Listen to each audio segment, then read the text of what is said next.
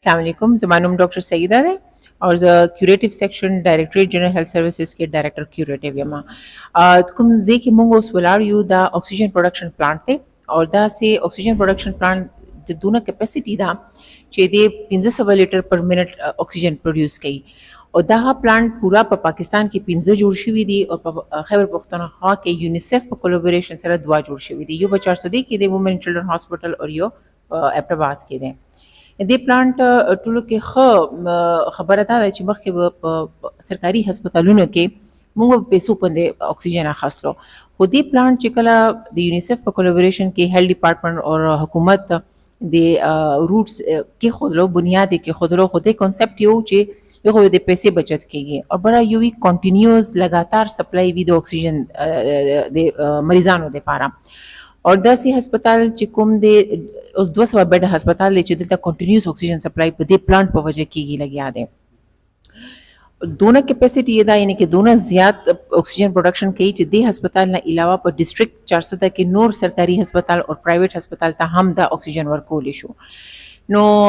دا یو ښه اقدام دی چې حکومت د یونیسف سره په کولیبوریشن کې په یوزي سوچ کړو او شروع شو او دې ځې په سټاپ نه دی دا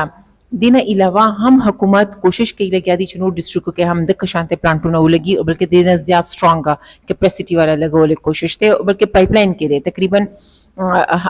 هاف پایپلاین کې هاف لارې ته مونږه رسیدلی یو خو هغه یو ان ډي پی فندډ دي او یې ډیسټریکټ هم بدل دي تقریبا لس ډیسټریکټ به آشي او دوه ډیسټریکټ ادا دي نو خیبر پختونخوا چې کوم شته حکومت ته په دې کې ډیر زیات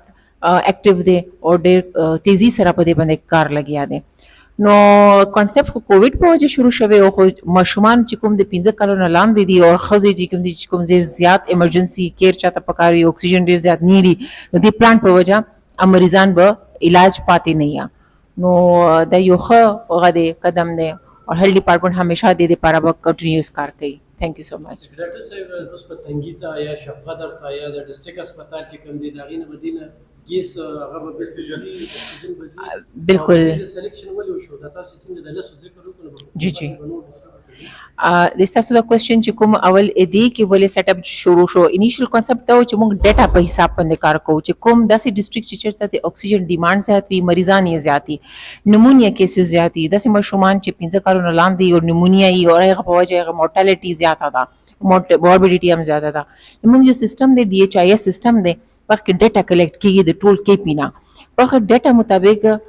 پېښور اولي نمبر باندې او چې د نمونیا کیسز ډیر زیات وو بیا 400 دویم نمبر باندې دغه سه دریم نمبر باندې ابټاباد وو په ډیټا په حساب سره موږ د ډیسټریکټ سلیکټ کړو او د هسپتال هم سلیکټ کړو په نه پس تاسو دویم کوېسچن چې کوم چې نور ضلعو ته بسنګ زی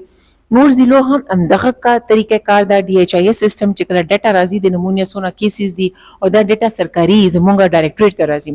هغه حساب سره چې کوم زیات ډیسټریکټ دي او زیات کیسز دي هغه مطابق موږ د ډیسټریکټو کې اکسیجن پلانټس لګاو او هغه چې کوم ډونر ایجنسی دي دا هغه یو ان ډي پی دا د یونیسف سپورټډ دی او هغه یو ان ډي پی دی هغه 15 پلانټس دي موږ ورته ریکوست کړی دی یو ان ډي پی ته چې موږ ته 15 ډیسټریکټ نه بجای تاسو موږ ته لس ډیسټریکټ فیسیلیټیټ کې راته او دا یا کیسه موږ په پروسس کې دا هاف موږ رسیدلی یعنی کې دوه ډیسټریکټ دوی یا کار د سی ان ډبلیو والا کنسټرکشن کار هم شروع شوی دی پلانټس هم رسیدلی دي لوور دیر شو او دوه مسوات شو اور په د نور خبره اترې لګیا دي نو ان شاء الله دا سړي چې پورا کې پی ډیسټریکټ به چې د اکسیجن کمې په وجه مریضان پاتې کیږي نه